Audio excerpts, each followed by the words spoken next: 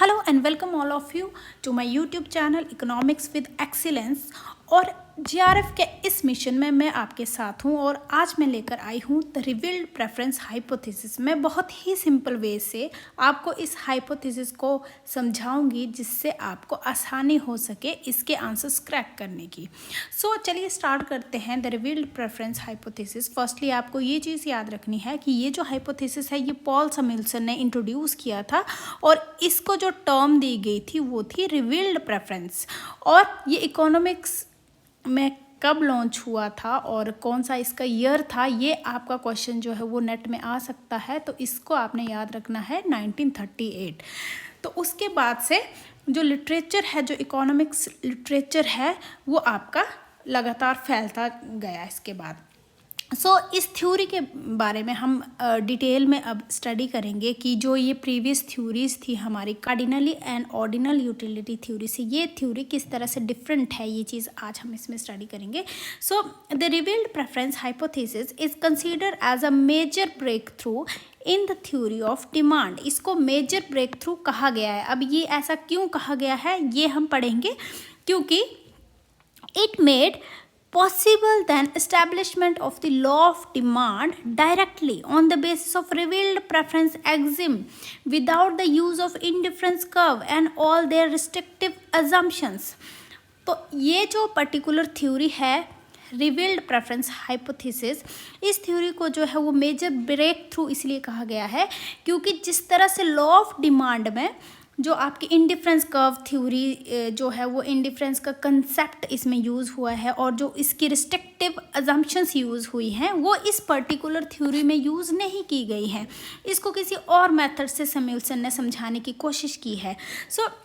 Regarding the ordering, जैसे ordering किस में थी, हमने पहले पढ़ा था कि जो आपकी यूटिलिटी है या फिर जो आपकी सेटिस्फैक्शन है उसको ऑर्डर में कंसीडर किस थ्योरी में किया जाता है, इंडिफरेंस कर्व थ्योरी में। जो आपकी ऑर्डरिंग कंज्यूमर प्रेफरेंसेस है and the revealed preference hypothesis है, वो जो है वो एडवांटेज है एक तरह से जो आपकी हिक्स और एलन की अप्रोच है, ठीक है, जो डिमांड की अप्रोच इन्होंने दी थी उसके ऊपर जो आपकी रिवील्ड प्रेफरेंस हाइपोथेसिस है वो एक तरह की जो है वो एडवांटेज है। And the convexity of the indifference curve it does not accept the axiomatically. यही बात है कि आपकी जो इंडिफरेंस कर्व की थ्योरीज हैं वो इससे किस तरह से डिफरेंट है, लेकिन इन थ्योरीज में भी हम इंडिफरेंस कर्व को किस पॉइंट पर यूज़ कर सकते हैं वो हम इसमें स्टडी करेंगे। However, the indifference curve are redundant in the derivation of demand curve. We will first examine the derivation of law of demand. We will then show how indifference curve can establish. Revealed preference theory में हम सबसे पहले ये देखेंगे कि जो law of demand है उसको डिराइव्ड किस तरह से किया जाता है और उसके बाद ये देखेंगे कि इंडिफरेंस कर्व की हेल्प से जो आपकी सेटिस्फैक्शन की इस्टेब्लिशमेंट है वो किस तरह से की जा सकती है। फर्स्टली इसकी अजम्पशंस के ऊपर अगर हम जाएं तो इसमें आप देखेंगे कि फर्स्ट अजम्पशन है इसमें रैशनैलिटी। रैशनैलिटी का मतलब होता है कि जो कंज्यूमर का बिहेवियर है वो रैशनल है। बिहेवियर रैशनल होने का क्या मतलब है कि जो भी कंज्यूमर अपने लिए गुड्स को चूज़ करेगा वो सोच समझ कर ही चूज़ करेगा। उसको ये एग्जैक्टली पता होगा कि उसको वस्तुओं के या गुड्स के कौन से बंडल्स को जो है वो चूज़ करना है फॉर हिज ओन कंजम्पशन, और उसे ये भी पता है कि उसको कितनी क्वांटिटीज़ उस पर्टिकुलर कमोडिटीज़ के बंडल की कंज्यूम करनी है, ठीक है। तो रैशनैलिटी का यही सिंपल मतलब है। उसके बाद हमारे पास आ जाती है कंसिस्टेंसी। कंसिस्टेंसी का मतलब होता है कि जो कंज्यूमर है वो कंसिस्टेंटली बिहेव करता है। इसका मतलब है कि कंज्यूमर अगर एक टाइम में एक बंडल ऑफ गुड चूज़ करता है तो वो उस टाइम में दूसरे बंडल पर नहीं जाएगा, वो इसी एक बंडल पर जो है वो स्थिर रहेगा। If he choose bundle A in a situation, अगर वो किसी वस्तु के ए बंडल को चूज़ करता है एक सिचुएशन में ओवर बंडल बी, ओके, क्योंकि उसके पास बी भी अवेलेबल है, बंडल बी भी उसके पास अवेलेबल है और ए भी अवेलेबल है, तो बी को छोड़ के अगर वो ए को चूज़ करता है he will not choose B in any other situation in which A is also available। ठीक है, तो इसका मतलब यही है कि अगर इसको कंज्यूमर को जो है वो दो वस्तुओं के बंडल दिए गए हैं, इन दोनों के ऊपर वो A को चूज़ करता है और B को नहीं चूज़ करता है, इसका मतलब है वो एक वस्तु के लिए स्थिर है या लॉयल है, आप कह सकते हैं। अगर हम इसको सिंबॉलिकली लिखें तो सिंबॉलिकली हम कह सकते हैं कि अगर कंज्यूमर ने ए चूज़ किया है बी के ओवर, बी के ऊपर उसने ए चूज़ किया है, तो वो अगले इंस्टेंस में वो क्या करेगा, बी के ऊपर जो है वो ए को चूज़ नहीं करेगा। ठीक है, सो यही इसका सिंपल सा मतलब है। उसके बाद थर्ड अजम्पशन आती है हमारी ट्रांसटिविटी की। ट्रांसटिविटी का मतलब होता है कि कंज्यूमर जो है वो एक बंडल से दूसरे बंडल और दूसरे बंडल से तीसरे बंडल को चूज़ कर सकता है। ठीक है, तो इसमें क्या है, जैसे कि आप अगर सिंबॉलिकली लिखें कि अगर एक सिचुएशन में एक कंज्यूमर जो है वो ए बंडल को चूज़ कर लेता है बी के ऊपर, सो वो जो है वो बी को भी चूज़ कर सकता है सी के ऊपर, एंड सी को चूज़ कर सकता है दोबारा से ए के ऊपर। सो इस ट्रांसटिविटी का सिंपल मतलब यही है। ठीक है, उसके बाद फोर्थ और सबसे मोस्ट इम्पॉर्टेंट इस थ्योरी की जो अजम्पशन है वो है the revealed preference Exim. So revealed preference Exim में क्या है कि the consumer by choosing a collection of good in any one budget situation revealed his preference for that particular collection. So basically अगर consumer के पास जो है वो एक दिया गया उसका बजट है, फॉर एग्ज़ाम्पल उसका बजट, ये इसकी बजट लाइन है और फॉर एग्ज़ाम्पल उसका बजट जो है वो कहीं 10,000 के आसपास है। ठीक है, एक पर्टिकुलर सिचुएशन में, तो इस दिए गए 10,000 में से वो जितनी वस्तुओं को जो है वो खरीदेगा वो उस पर क्या है, स्थिर रहेगा। ठीक है, रिवेल्ड हिज प्रेफरेंस, वो अपने प्रेफरेंसेस को जो है वो उसी पर ही रखेगा जो उसने पर्टिकुलर वस्तुएं कलेक्ट की हैं।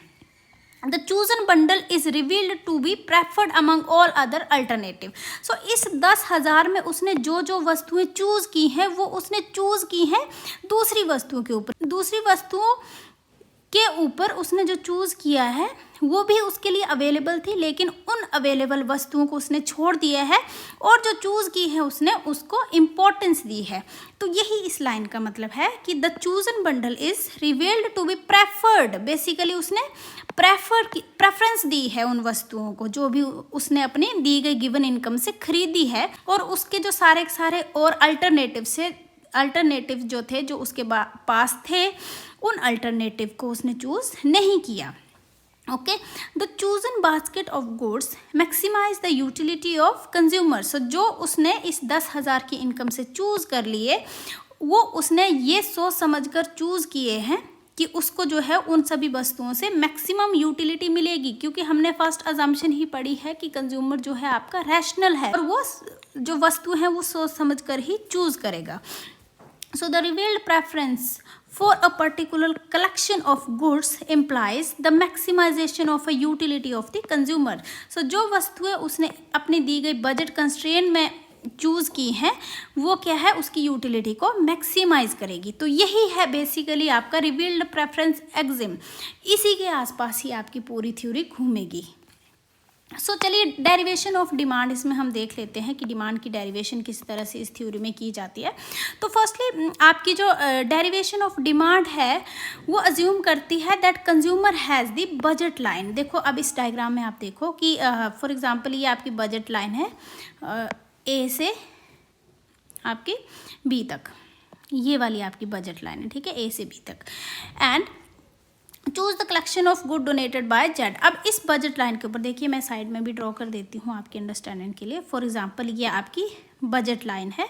ठीक है, ए से बी तक जो कंज्यूमर के पास इतना पैसा अवेलेबल है, और इस बजट लाइन के ऊपर जो आपका कंज्यूमर है वो जेड कॉम्बिनेशन ऑफ गुड जो है वो चूज़ कर रहा है। ठीक है, सो अब ये क्या है, जो कंज्यूमर है वो अपने जो प्रेफरेंसेस है उसके ऊपर रिवेल है, टिका रहेगा वो। ठीक है, एंड नाउ अब नेक्स्ट सिचुएशन में आपको सपोज करना है that price of x fall. ठीक है, जैसे मान लीजिए ये आपकी एक्स गुड है।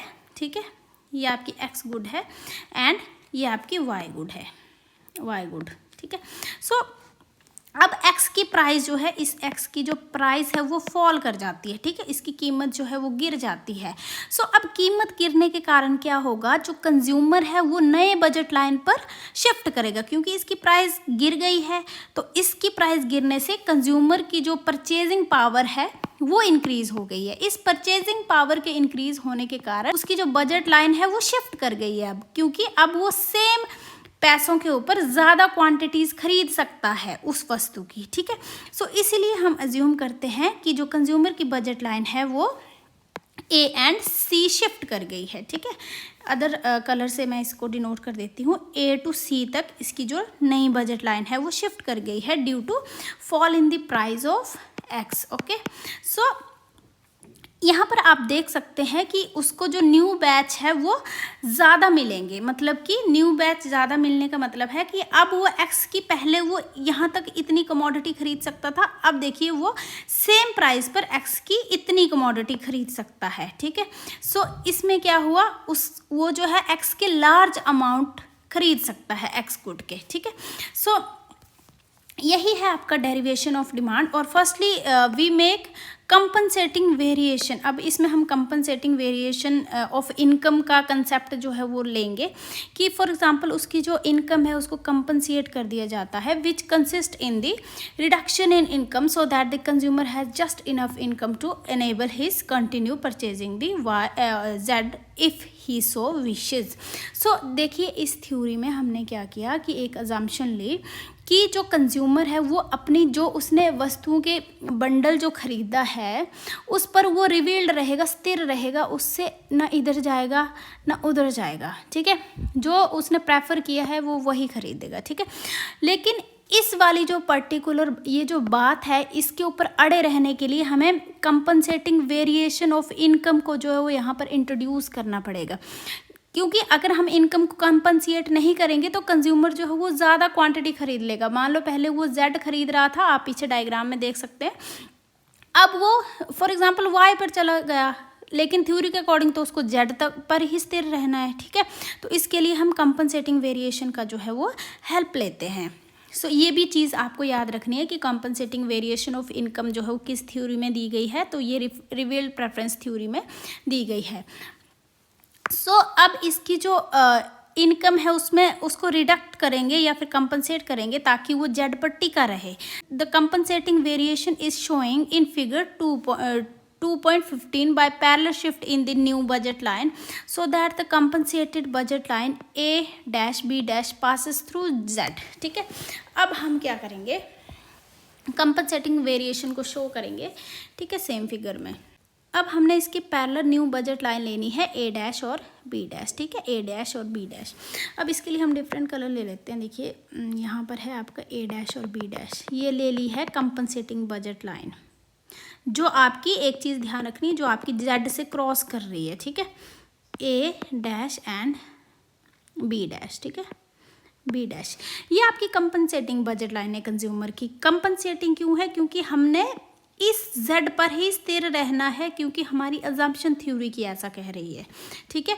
इसलिए इसकी जो इनकम बढ़ी हुई है, जो इस प्राइस ऑफ एक्स जब घटा तो इसके कारण जो उसकी परचेजिंग पावर में इंक्रीज हुआ कंज्यूमर की, उसको हमने क्या करना है, कंपनसेट करना है, ठीक है। उसको बढ़ने नहीं देना है, उसको कंपनसेट करना है ताकि जो जेड पॉइंट की उसने परचेजिंग की थी वो उस पर टिका रहे कंज्यूमर, ठीक है। So, since the collection Z is still available to him, the consumer will not choose any other bundle to the left of Z. अब देखिए डायग्राम में कि इस कंपनसेटिंग वेरिएशन में आप जो कंज्यूमर है उसको Z पॉइंट आ रहा है, तो कंज्यूमर जो है वो ना इधर शिफ्ट करेगा ना इधर शिफ्ट करेगा, वो Z पर ही टिका रहेगा, ठीक है। Now on the segment A Z dash, because his choice would be inconsistent given that in the original situation all the batches on A dash Z were revealed inferior to Z, ठीक है। अब देखिए कि जो आपकी Z की left में है, यहाँ पर आपको Z की लेफ्ट में देखना है, ये Z है आपका, इसकी लेफ्ट साइड में देखिए कि इसकी लेफ्ट साइड में जो सारे के सारे ये जो कॉम्बिनेशन जितने भी हैं बजट लाइन के ऊपर, ये इसके लिए इन्फीरियर है, मतलब अगर ये इनको खरीदता है तो इसको ज़्यादा प्राइस पर कम कमोडिटीज़ मिल सकती हैं, लेकिन Z पर इसको कम प्राइस पर ज़्यादा कमोडिटीज़ मिल सकती हैं। इसीलिए इसके जो लेफ्ट में जितने भी इसके प्रेफर्ड बंडल हैं वो सारे इसके लिए क्या है, इन्फीरियर है कंज्यूमर के लिए। एंड आपकी जो सेगमेंट है A-Z because his choice would be inconsistent given that the original situation would be batches A-Z were revealed inferior to Z। ठीक है, सो इसलिए जो इसके लिए ये सारे लेफ्ट में जितने भी कॉम्बिनेशन है ये जो है वो कंज्यूमर के लिए क्या है, इन्फीरियर हैं। ठीक है, सो ये कंज्यूमर जो है वो Z पर ही टिका रहेगा।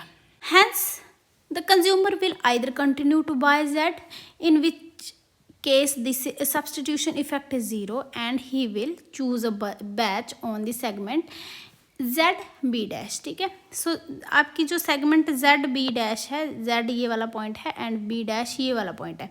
अब इस वाले पॉइंट के ऊपर ये कोई भी कॉम्बिनेशन चूज कर सकता है। ठीक है, क्योंकि इस वाले सेगमेंट के ऊपर इसको बहुत कम प्राइस पर बहुत ज़्यादा क्वांटिटीज़ मिलने की संभावना है। ठीक है, यहाँ पर आप देख सकते हैं।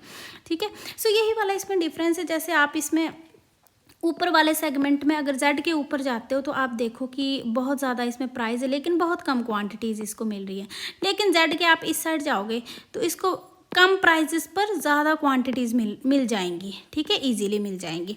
सो इसीलिए क्या है, आपका जो Z से राइट साइड वाला जो सेगमेंट है ZB dash such as W which included a large quantity of X। ठीक है, सो जो W है आपका यहाँ पर है W। सो यहाँ पर डायग्राम में जब आप देखेंगे सो consumer will choose the batch of segment ZB। तो कंज्यूमर जो है वो Z और B डैश के बीच में जो भी सेगमेंट है, यहाँ पर ये कोई भी जैसे मान लो इसने N गुड या फिर W गुड चूज़ कर ली, इस सेगमेंट के अंदर, इस पर्टिकुलर सेगमेंट के अंदर जो कंज्यूमर है वो कोई भी वस्तु चूज़ कर सकता है। ठीक है, क्योंकि अब क्यों चूज़ कर सकता है, क्योंकि देखो बहुत कम प्राइस पर इसको बहुत ज़्यादा क्वांटिटीज़ X की मिल रही है, यही रीज़न है।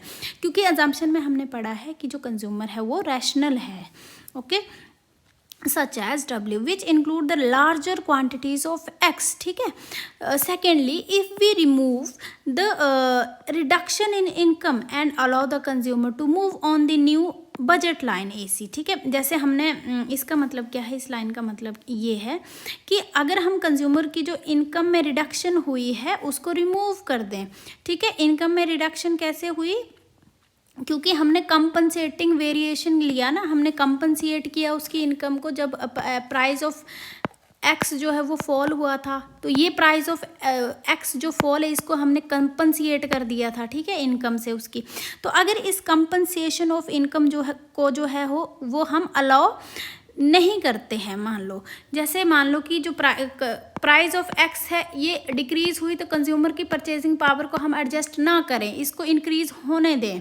ठीक है, तो इससे क्या होगा, जो कंज्यूमर है वो नए संतुलन पॉइंट की ओर जो है वो मूव करेगा और वो X की ज़्यादा क्वांटिटीज़ को खरीदेगा। ठीक है, in a normal with a positive income effect. Positive income effect क्या है, मतलब कि इनकम जो कंज्यूमर की जो इनकम या परचेजिंग पावर इंक्रीज होने के कारण उसकी जो X वस्तु के लिए डिमांड है वो भी इंक्रीज हो जाती है। ठीक है, so the new revealed equilibrium situation would B N। आपकी जो न्यू इक्विलिब्रियम सिचुएशन है इस केस में वो N हो सकती है। ठीक है, क्योंकि ये नया बजट लाइन उसने शिफ्ट किया है अगर हम कंपनसेटिंग वेरिएशन को कंसीडर ना करें। ठीक है, नाउ उसके बाद है दस the revealed preference Exim and the implied consistency of choice open a direct way to derivation of demand curve as price fall more of X is purchased। so इसलिए जो revealed preference axiom है आपका वो consistency of choice को जो है वो openly और direct way से जो है वो derivation में help करेगा demand curve की। ठीक है, कैसे, अगर किसी वस्तु की प्राइस जो है वो फॉल हो जाए तो उस वस्तु की जो परचेजिंग पावर है वो इंक्रीज हो जाएगी। ठीक है, now derivation of indifference curve through not needed।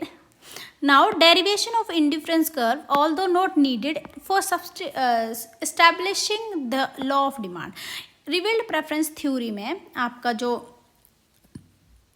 law of demand है उसको जो आपका जो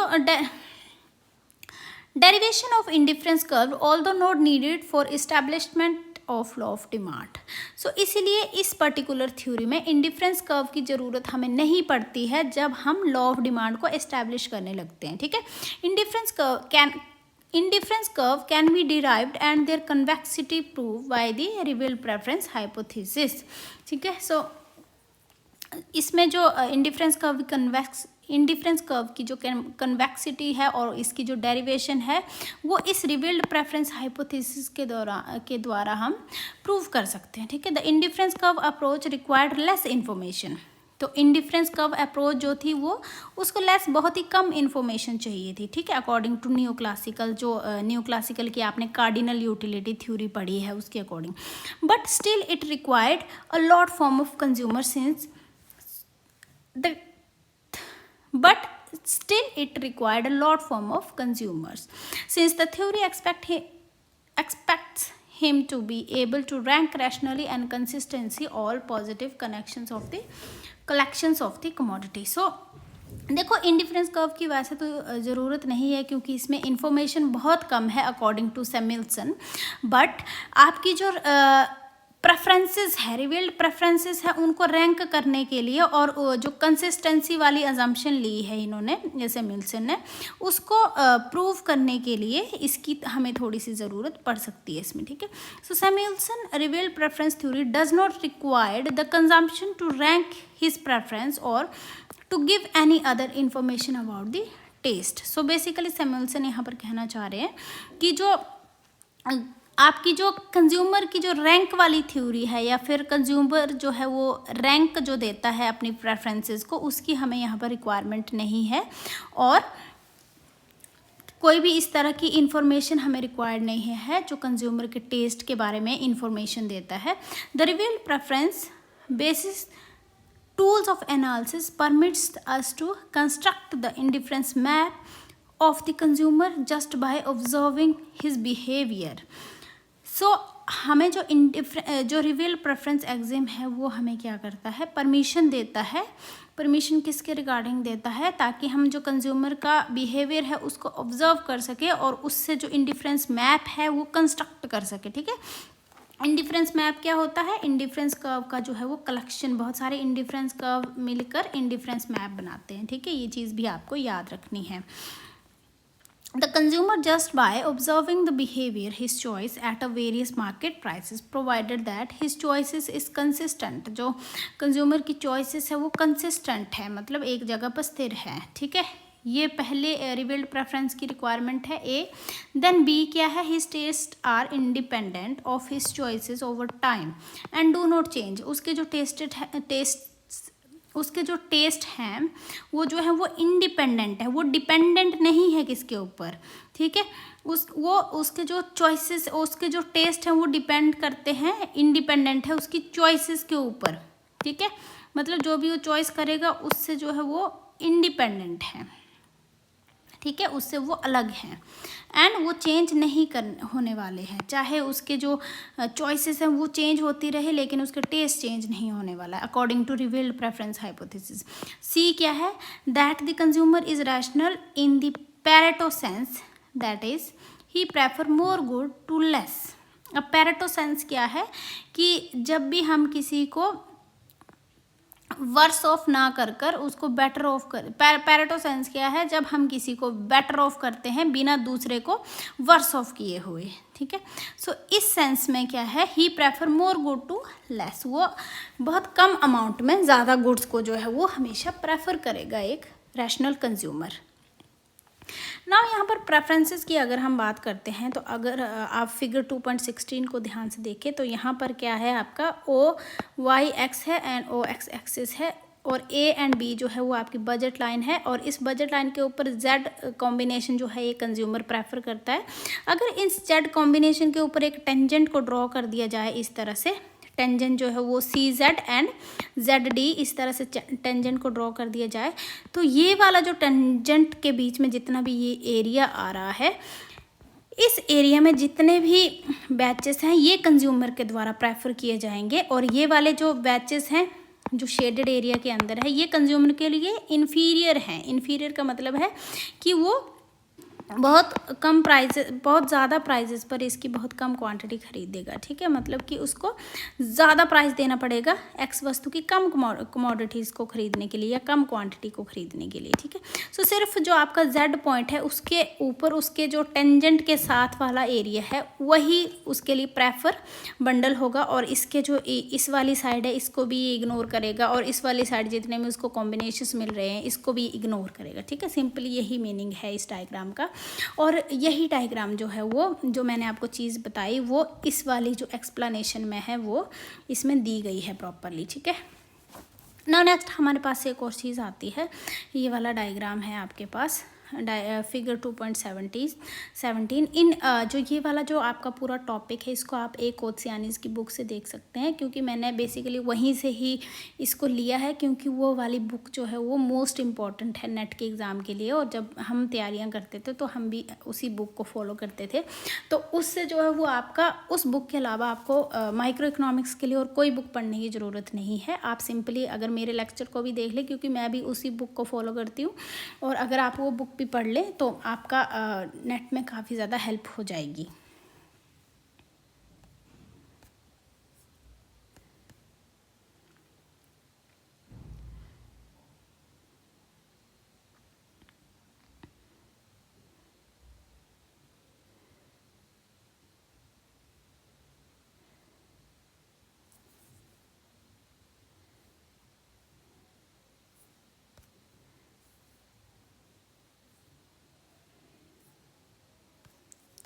देखिए, तो इस वाले डायग्राम में क्या कहा गया है कि जैसे पिछले वाले डायग्राम में जो ए एंड बी आपका बजट लाइन था, और यहाँ पर जो सी से जेड एंड जेड से डी तक एक टेंजेंट हमने ड्रॉ किया था, और इस टेंजेंट के बीच में जितने भी कॉम्बिनेशन थे वो कंज्यूमर के द्वारा प्रेफर किए गए थे।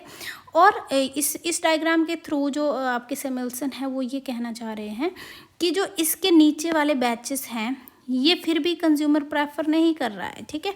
यही वाला लिखा गया है यहाँ पर आपकी explanation. The batches of a good in remaining area below C Z D and above the budget line are still not ordered. Simple. So C Z D कहाँ है आपका, ये है सी जेड एंड डी। इसके जो नीचे वाले रीजन में जितने भी कॉम्बिनेशन है वो कंज्यूमर के द्वारा ऑर्डर नहीं किए जा रहे हैं, ठीक है। However, we may rank them relatively to Z by adopting the following procedure. हम इन वाले जो कॉम्बिनेशन है हम हालांकि इनको रैंक कर सकते हैं, लेकिन कंज्यूमर इनको ऑर्डर नहीं करेगा, ठीक है। Let the price of x fall. अब कैसे इसको हम मेज़र करेंगे कि मान लीजिए कि जो एक्स का प्राइस है वो फॉल कर गया है, ठीक है। सो that the new budget line E F pass through Z. अब ई एफ जो नई बजट लाइन है ये और ये हमने पास करवा दी यहाँ पर, जो आपकी जेड लाइन है उसके थ्रू पास करवा दी, ठीक है। So the consumer will choose either G और a point of right of a G. तो कंज्यूमर जो है इस जी पॉइंट के ऊपर चूज़ करेगा, या तो फिर इसके राइट में चूज़ करेगा, हमेशा लेफ़्ट में चूज़ नहीं करेगा। लेफ़्ट में चूज़ इसलिए नहीं करेगा क्योंकि लेफ़्ट में उसको ज़्यादा प्राइस पर कम कमोडिटी मिल रही है, और राइट में इसीलिए चूज़ करेगा क्योंकि उसको बहुत कम प्राइस पर बहुत ज़्यादा क्वान्टिटी यहाँ पर मिल रही है, ठीक है। And since point E G would imply inconsistent choice being below the original budget line and hence inferior to G। तो इसमें क्या है, राइट वाले चूज करेगा, इसीलिए जो ई जी पॉइंट है वो इनकन्सिस्टेंट चॉइस है, ठीक है। ई जी कौन सा पॉइंट है आपका, ये वाला, ये ई है ये जी है। तो ये वाले जो एरिया है, ये वाला जो आपका एरिया है वो इनकन्सिस्टेंट है। इस वाले एरिया से वो कुछ भी चूज़ नहीं करेगा, वो जो मैंने आपको पहले भी इसकी एक्सप्लेनेशन बताई थी, और ये हमेशा ही राइट साइड वाले रीजन से चूज़ करेगा, ठीक है। एंड आपका जो बजट लाइन के बिलो वाला एरिया है, रीजन है, वो इसके लिए इन्फीरियर हो जाएगा, ठीक है, इन्फीरियर टू जी। ये आपका जी पॉइंट है, ठीक है। और इसके नीचे जो भी एरिया है ये इसके लिए इन्फीरियर हो जाएगा। इसका मतलब है रिवील्ड प्रेफरेंस थ्योरी के अकॉर्डिंग उसको जी पर जो है वो स्थिर रहना है, ठीक है। Assume that the consumer choose G using the transitivity assumption, ठीक है। जैसे पहले मैंने आपको बताया कि कंज्यूमर जो है वो जेड पर ही रहेगा अकॉर्डिंग टू दिस थ्योरी।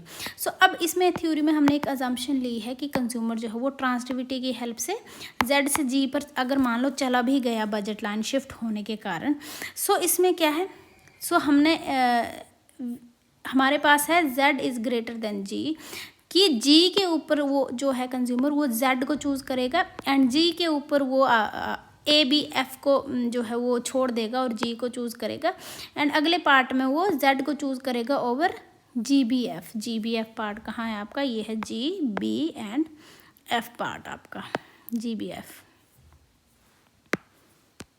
ठीक है।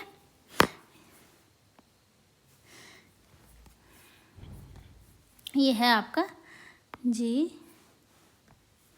बी एंड एफ, ठीक है, इस पार्ट को चूज करेगा वो। सो इसका मतलब है आपका कि वो जेड के ऊपर जी को चूज करेगा, ठीक है, क्योंकि हमने ट्रांसटिविटी की अजम्पशन यहाँ पर ली है ना, तो जेड के ऊपर वो जी को चूज कर सकता है एंड जी के ऊपर वो जी बी एफ को चूज कर सकता है, ठीक है, according to the transitivity assumption. So in this way we manage to rank all the batches GBF in GBF। तो इस कारण से या इस तरह से हमने सभी बैचेस को जो है वो रैंक कर लिया। सो बी में रिपीट दिस प्रोसीजर, सो हम इस प्रोसीजर को फिर से रिपीट कर सकते हैं। हम बजट लाइन ड्रॉ करके जेड के नीचे हम बजट लाइन ड्रॉ करके इस प्रोसीजर को फिर से रिपीट कर सकते हैं and defining gradually all the batches of the lower ignorance zone that are inferior to Z। so lower ignorance zone के जितने भी बैचेस हैं वो inferior हो जाएंगे Z से, मतलब Z से वो घटिया हो जाएंगे, कंज्यूमर Z ही चूज़ करेगा, inferior वाले को वो चूज़ नहीं करेगा। सिमिलरली बी में rank all the batches of the upper segment of ignorance zone, क्योंकि हमारे पास जो दोनों सेगमेंट्स थे, यहाँ पर जेड है तो दोनों यहाँ पर और ये वाला जो सेगमेंट है, ये दोनों ही सेगमेंट इग्नोरेंस जोन थे हमारे पास। तो इसमें क्या है, हम इनको सिर्फ रैंक कर सकते हैं बट कंज्यूमर इनको चूज़ नहीं करेगा, ठीक है। For example assume that the price of x increase and new budget line is के एल पास थ्रू जेड, ठीक है। सो एक और एग्जाम्पल है यहाँ पर, ये लास्ट वाला ही एग्जाम्पल है आपके पास। सो आपको ये अज्यूम करना है कि जो आपका प्राइस ऑफ एक्स है वो फॉर एग्जांपल फॉल करता है एंड न्यू बैचेस जो है वो के एल है, ठीक है, ये वाला के है एंड ये एल है, ठीक है, के एल है एंड जो कि जेड से आपका पास कर रहा है, ठीक है, इस तरह से ये वाला पास कर रहा है and consumer will either stay X in figure 2.18 and at Z. So consumer जो है वो जेड पॉइंट के ऊपर जो है वो स्थिर रहेगा। ये वाली कौन सी अजम्पशन है आपकी, कंसिस्टेंसी की अजम्पशन है, या फिर वो चूज़ करेगा at a point such as U on K L, such as अगर उसने कोई अदर ऑप्शन देखा तो वो ये वाला ऑप्शन देख सकता है, क्योंकि हमने ट्रांसटिविटी की भी अजम्पशन ली है, ठीक है, यूजिंग द रैशनैलिटी अजम्पशन, ठीक है। रैशनैलिटी अजम्पशन क्या है कि अगर इसके अलावा कंज्यूमर को और कोई कॉम्बिनेशन चूज़ करना पड़े तो वो यू वाला कॉम्बिनेशन चूज़ करेगा, क्योंकि यहाँ पर जो है उसको मैक्सिमम सेटिस्फैक्शन मिल रही है according to his rationality power and B find that M U N is greater than उसकी यू। सो आपका जो एम यू और एन है वो क्या है, ग्रेटर देन होगा, यू से ग्रेटर होगा, ठीक है। And for the revealed preference principle V is greater than Z, आपका जो वी है वो जेड के ग्रेटर होगा, या इसको आप यू कंसीडर करें, ठीक है, क्योंकि ये बाय मिस्टेक शायद हो गया है। सो यू जो है वो ग्रेटर देन हो जाएगा जेड से and from the transitivity assumption M U N is greater than M U N is greater than आपका जेड हो जाएगा, ठीक है। So thus we manage to rank the batches, इस कारण से हमने जो बैचेस है उनको रैंक करना मैनेज कर लिया है, ठीक है, एज हमने जो जेड है उसको प्रेफरेंस देनी है ज़्यादा। सो यही अगर हम प्रोसीजर ग्रेजुअली जो है वो रिपीट करते हैं और इग्नोरेंस जोन को जो है वो हम कंसीडर करते हैं इसमें, तो इससे क्या होगा, हम इंडिफरेंस कर्व को जो है वो रैंक के लिए यूज़ कर सकते हैं इसमें, ठीक है। सिर्फ रैंक देने के लिए इंडिफरेंस कर्व को इसमें यूज़ किया है और इसका कोई भी काम यहाँ पर नहीं है। Hence revealed preference axiom permit us to derive the indifference curve, revealed preference axiom जो है वो हमें परमिशन देता है कि हम इंडिफरेंस कर्व को जो है वो डिराइव कर सकते हैं कंज्यूमर के बिहेवियर से एंड कंज्यूमर के जो मार्केट की सिचुएशन है उससे the convexity of indifference curve में be establish graphically as follows. Let us draw the original budget line situation in 2.19। So ये आपका 2.19 का डायग्राम है एंड ए एंड बी आपकी ओरिजिनल बजट सिचुएशन है, ठीक है। और इन बजट पर हमने Z कॉम्बिनेशन पहले भी पढ़ चुके हैं और इस पर हमने C, Z and D combinations जो है वो लिए हैं। इस पर हमने जो इंडिफरेंस कर्व है वो ड्रॉ करना है, ठीक है। We observe that indifference curve pass through Z must be somewhere in the ignorance zone and must be convex. अब ये जो है इंडिफरेंस कर्व हमने यहाँ Z से पास करवाना है, ये वाला, एंड इग्नोरेंस जोन जो है वो इसके बिल्कुल बीचों बीच, ये हमारा इग्नोरेंस जोन है ना, और इसके बिल्कुल बीचों बीच हमने जो है वो इंडिफरेंस कर्व को पास करवाना है। Because it can not have any other shape, क्योंकि आपकी जो इंडिफरेंस कर्व है उसकी कोई और शेप नहीं हो सकती है, तो इसलिए ये कॉन्वेक्स शेप के होते हैं और कॉन्वेक्स शेप के होने के कारण इनको इग्नोरेंस जोन से ही हमें पास करवाना पड़ेगा ताकि ये Z से भी टेंजेंट हो जाए। The indifference curve can not be straight line A and B because of the choice of Z shown that all other points on A and B are inferior to Z। So A and B के ऊपर और जितने भी points हैं, जैसे ये सारे जितने भी पॉइंट्स हैं, ये इस वाले Z पॉइंट से जो है वो घटिया हैं, इन्फीरियर हैं, ठीक है। इसीलिए कंज्यूमर जो है वो Z पॉइंट पर ही स्थिर रहेगा। And it cannot be it cannot be a curve or line cutting AB at Z because the point below Z would imply indifference of consumer while he has already revealed his preference on Z, ठीक है। सो Z के नीचे अगर हम गए, ठीक है, अगर Z के नीचे हम गए तो ये क्या इम्प्लाई करेगा कि कंज्यूमर जो है वो अपनी जो प्रेफरेंसेस है उसको चेंज कर सकता है, लेकिन रिवील्ड प्रेफरेंस थ्योरी के अकॉर्डिंग जो है वो कंज्यूमर अपने प्रेफरेंस को जो है वो Z पर ही स्थिर रखेगा। Finally the indifference curve can not convex through Z because अब इंडिफरेंस कर्व जो है वो कन्वेक्स नहीं हो सकता, जैसे इस डायग्राम में दिखाया गया है इस तरह से। ये वाला जो शेप है इंडिफरेंस कर्व का, ये नहीं हो सकता है क्योंकि जो आपका इंडिफरेंस कर्व है उसकी शेप कनकेव होती ही नहीं है, because all of its point have already been ranked, और इसके सारे पॉइंट जो हैं वो ऑलरेडी हमने रैंक कर लिए हैं। And hence the only positive shape of the indifference curve would be आपकी कन्वेक्स टू द ओरिजिन। आपकी इंडिफरेंस कर्व की एक ही शेप हो सकती है जो कि कन्वेक्स टू द ओरिजिन होती है। तो यही वाला आपको ये डायग्राम एक्सप्लेन किया गया है। अब हम इसके क्रिटिक्स पर जाएंगे कि रिवील्ड प्रेफरेंस हाइपोथेसिस को किस किस बेसिस पर क्रिटिसाइज किया गया है। So basic tool of analysis X we have already said the Samuelson revealed preference theory is major advantage of theory of demand।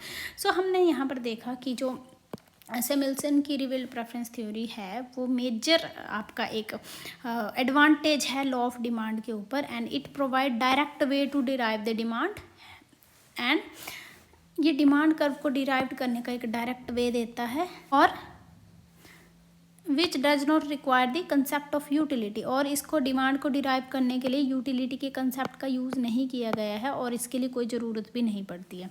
The theory can prove the existence and convexity of the indifference curve under weaker assumption than the earlier theories. अब इस theory में ने prove कर दिया है कि जो आपकी इंडिफरेंस कर्व की एग्जिस्टेंस है एंड कन्वेक्सिटी है वो जो है वो एक तरह की वीक अजम्पशन है अर्लियर थ्योरी में, ठीक है, क्योंकि इसको हम सिर्फ रैंक के लिए ही यूज़ कर सकते हैं और रैंक का इसमें लॉ की जो लॉ ऑफ डिमांड की जो थ्योरीज है उसमें कोई भी काम नहीं है। It has also provided the basis of construction in the index number of the cost of living and their uses judging change in consumer welfare in the situation where price change.